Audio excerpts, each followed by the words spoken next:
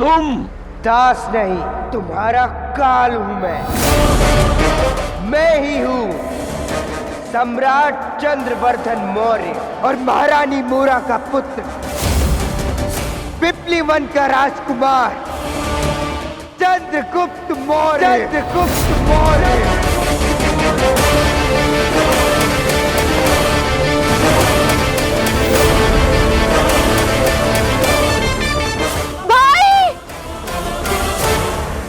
दुर्धरा, तुम अंदर जाओ।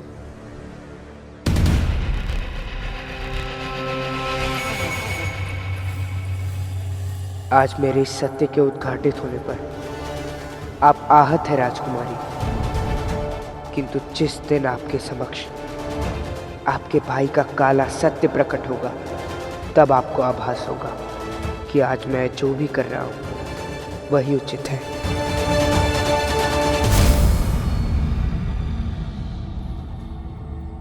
कदाचित इन शीशों के कटने से अधिक आनंद आपको इस शीश को देखने में आएगा। मुझे तुम लोगों की संकीर्ण विचारधारा पर खेद है। संसार में कुछ भी अहित हो जाए, तुम लोगों के लिए केवल वो दास ही है जो एक कारण है। यदि तुम उस चाणक्य को यहां पर लाने में सफल हुए तो ठीक, अन्यथा मैं तुम्हें शतरानी की चिता जलाने का अवसर अवश्य दूंगा।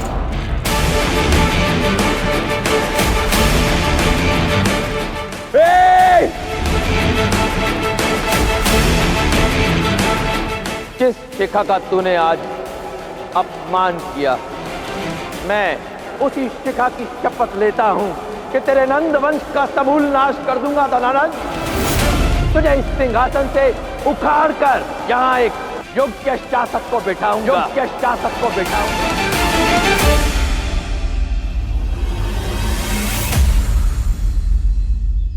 बहुत उत्सुक था मैं अखंड भारत के उस भावी सम्राट से मिलने के लिए जिसे मेरे सिंहासन पर बिठाने की प्रतिज्ञा उस चाणक्य ने ली थी। किंतु उस दरिद्र ब्राह्मण ने चुना भी तो किसे? मेरे ही तिल चट्टे को।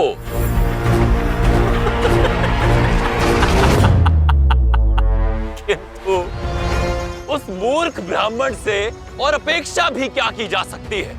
उसकी बुद्धि तो पहले से ही भ्रष्ट है। किंतु तुम पर मुझे दया आती है दास। तुम कितने प्रतिभाशाली हो, फिर तुम उसके प्रलोभन में फंस कैसे गए? क्या उसके संगत में रहकर तुम्हें भी यह भ्रम हो गया कि तुम इतनी विशाल, इतनी महाकाय मगध सेना को परास्त कर सकते हो? मेरे सिंहासन पर बैठ सकते हो? अपने इस भ्रम से बाहर निकलो दास, और यदि अपने प्राण बचाना चाहते हो तो मुझे उसका शीश ला कर दो जिसमें मगध के विनाश की योजना पनपे। यदि तुमने ऐसा किया तो मैं तुम्हारा ये विश्वासघात भूल जाऊंगा और तुम्हें जीवन दान दे दूंगा।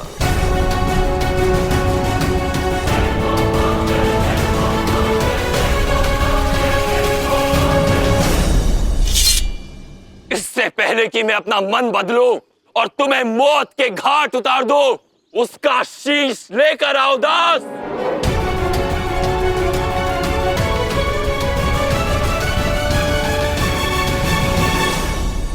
जिसका आशीष शीश पर हो, उसका शीश काटा नहीं जाता, बल्कि उसके समक्ष अपना शीश झुकाया जाता है। धनानंद, भ्रम मुझे नहीं तुम्हें है कि तुमसे तुम्हारा सिंहासन कोई नहीं छीन सकता, किंतु आज मैं वही भ्रम तोड़ने आया हूं।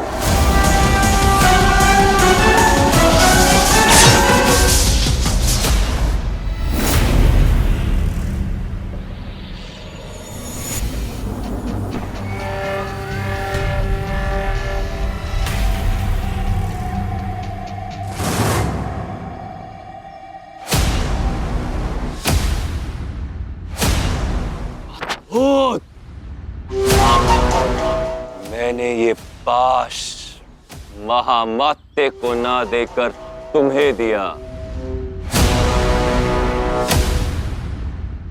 क्योंकि तुम मुझे इसके अधिक योग्य लगे। इतना ही नहीं, जब से तुम महल में आए मैंने तुम्हें उपहार दिए, तुम पर उपकार किया। तुम्हारे जीवन के स्वर्णिम क्षण मैंने तुम्हें दिए, और इसका ऋण तुम इस प्रकार चुका रहे हो, विश्वासघात करके। मेरे द्वार पर शत्रुओं की सेना लाकर तुमने ये प्रमाणित कर दिया कि वर्षों पुराने अपने विश्वास पात्र को छोड़कर तुम पर विश्वास कर मैंने बहुत बड़ी भूल की। व्यक्ति जो बोलता है वही काटता है धनानंद। स्मरण करो कि तुमने पौरव नरेश पुरु के साथ क्या किया था। विश्वासघात। गुरु की हत्या भी धन के कारण हुई। स्मरण करो महाराज चंद्रवर्धन मौर्य के साथ क्या किया था। विश्वासघात। आपके समक्ष मित्रता का प्रस्ताव लेकर आया। आशा करता हूं कि हमारे बीच की एक शत्रुता और द्वेष समाप्त हो जाएगा। कल सभा में जो तुमने मेरे प्रति विष उगला था, उसे मैंने इस तलवार में लगाकर तुम्हें सूद समेत लौटा दिया है चंद्रवर्धन। समस्त पिपलीवन के वासियों और पिपलीवन जैसे अनेकों क्षत्रिय राज्यों के साथ क्या किया था। विश्वासघात। और यहाँ तक कि युद्ध में अपने भाइयों के साथ क्या किया था तुमने। विश्वासघात। किंतु मैं जो कर रहा हूं वो विश्वासघात नहीं, प्रतिघात है। इसलिए अपनी आंखों पर से अहंकार के पर्दे को हटाकर देखो कि तुम्हारे समक्ष तुम्हारा दास नहीं बल्कि भारत की आस राजकुमार चंद्रगुप्त मौर्य खड़ा है।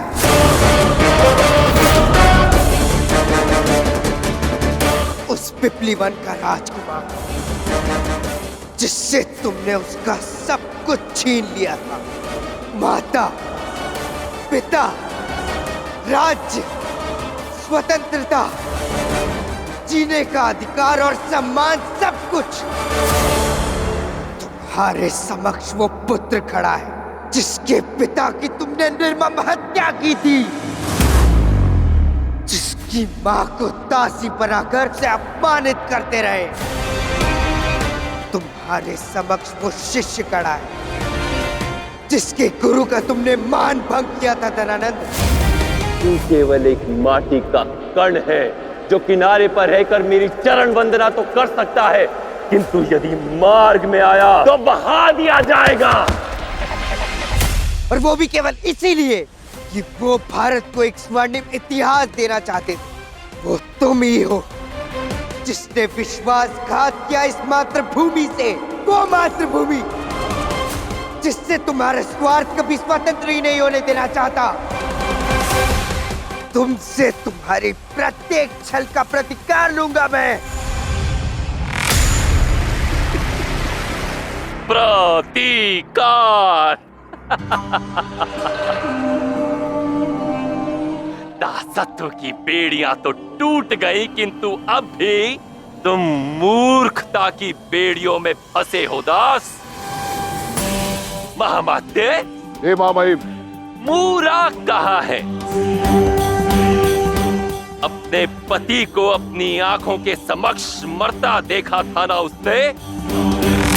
तो मैं चाहता हूं अपनी संतान को भी अपनी आंखों के समक्ष मरते देखने का सौभाग्य प्राप्त हो उसे। मूरा की अनुपस्थिति में इस दास को मारने का आनंद धनानंद को प्राप्त नहीं होगा। ढूंढो उसे। मुझे कहीं ढूंढने की कोई आवश्यकता नहीं है धनानंद, मैं यही हूँ।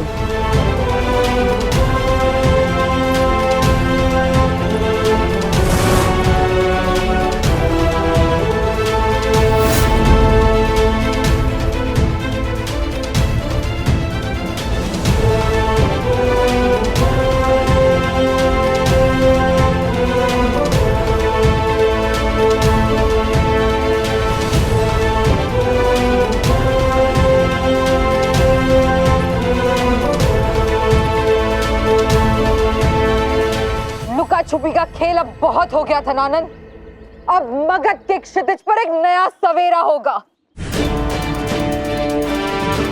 और इस धर्म युद्ध में मेरे पुत्र चंद्रगुप्त के साथ केवल उसकी मां नहीं, उसके गुरु आचार्य चाणक्य भी खड़े होंगे।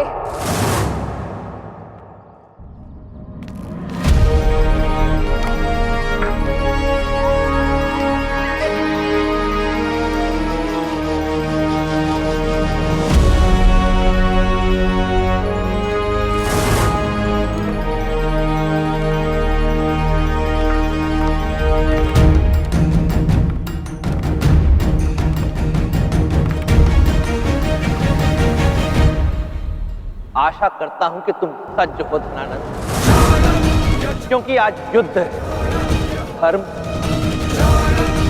और अधर्म का, जहां अधर्म के प्रतिनिधि अर्थात तुम्हारी पराजय हो और चंद्रगुप्त की इस युद्ध में विजय के साथ मेरी प्रतिज्ञा पूर्ण हो।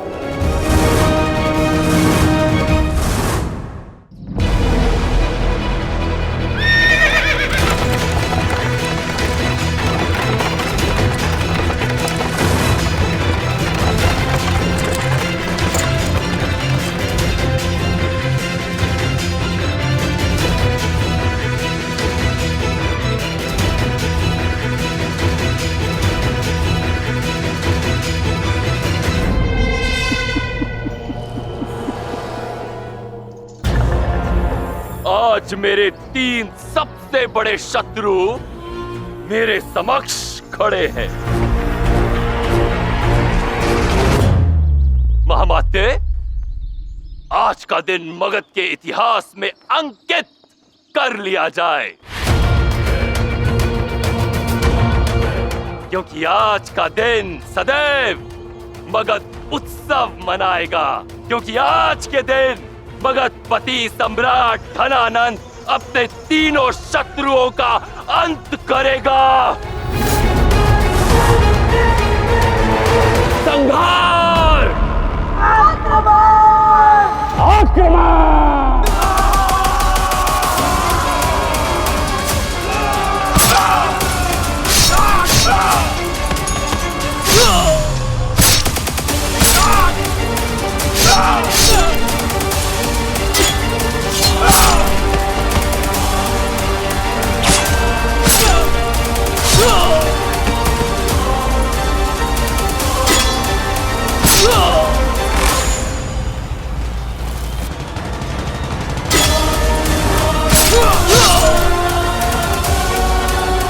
कितने उत्कृष्ट श्रेणी के शस्त्र है ना धनानंद, परंतु तुम्हारे लिए खेद की बात है कि तुम्हारे मगध के सैनिकों के पास नहीं है, पीपली वन के क्षत्रियों के पास है।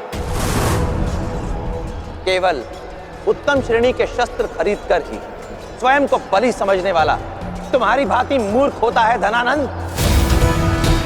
तुम्हारे ये विशेष शस्त्र जो बुंदेलखंडी इस्पात से बने चंद्रगुप्त ने ही चुराए थे।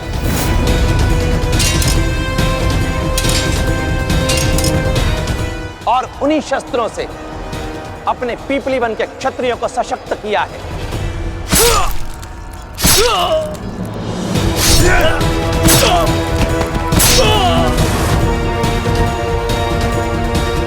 किसी ने सत्य ही कहा, उत्तम शस्त्र योग्य व्यक्ति के हाथ में ही शोभा देते। क्यों धनानंद?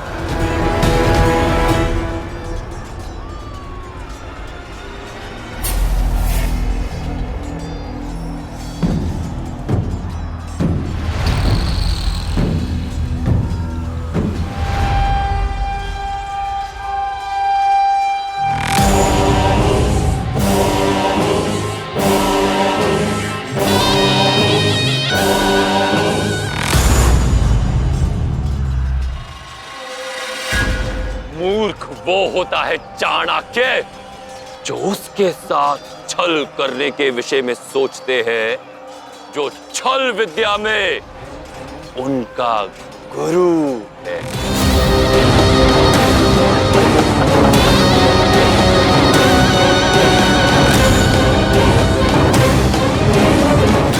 नहीं, असाका राज्य हमारे साथ ऐसा छल नहीं कर सकता।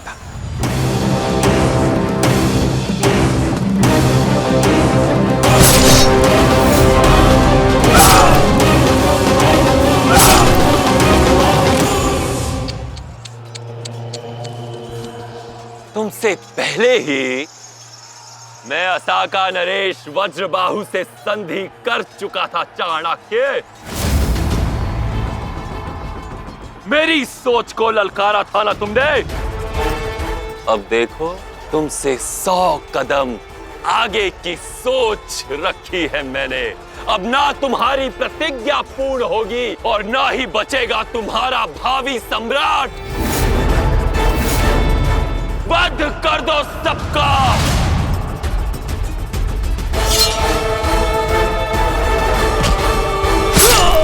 विजय वीर गति। यही है पिपलीवन की रीत। हम अंतिम श्वास तक लड़ेंगे।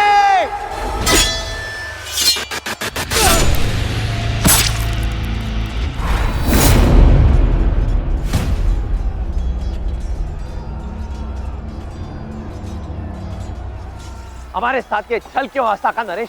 हमने धनानंद की सेना को इसलिए रोका ताकि आप सेल्यूकस की सेना को परास्त कर सके, और हमारे साथ ही विश्वासघात। विश्वासघात तो आपकी दृष्टि में है आचार्य, मेरी दृष्टि से देखो तो यह आत्मरक्षा है। और धनानंद ने मुझे वचन दिया है कि यदि मैं इस युद्ध में उसके साथ हो जाऊं तो वो असाका की धरती पर कभी भी कदम नहीं रखेगा।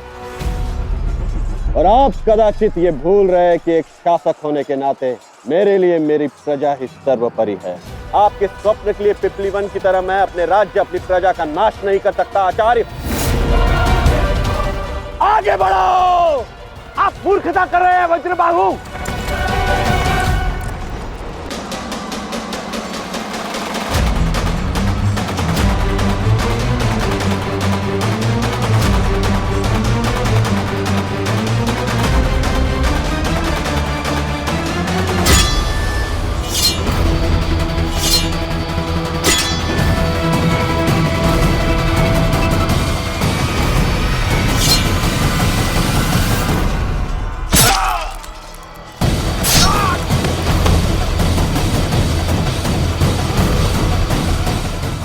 असाका के इस विश्वासघात से पिछड़ चुके हैं। अब इस युद्ध में हमारी विजय संभव नहीं।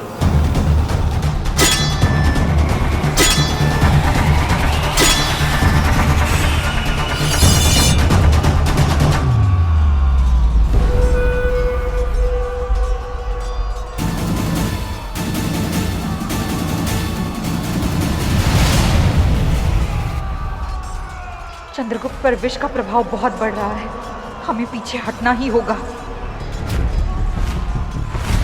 आचार्य, हमें किसी तरह से इसे वापस ले जाना है।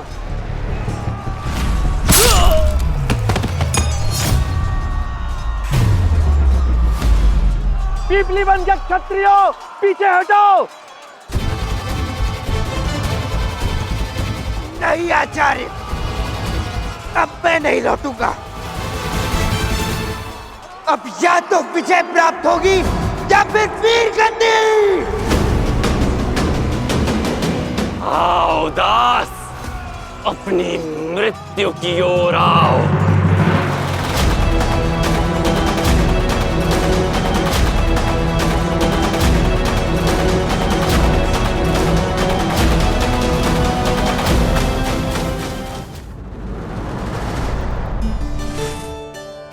अग्नि एक ऐसा तत्व जो अंधकार में जाए तो प्रकाश फैला देता है। चूल्हे में जाए तो किसी की भूख शांत कर सकती है, परंतु यदि मिटाने पर आए तो देखते ही देखते समस्त वन को राख का ढेर भी बना सकती है।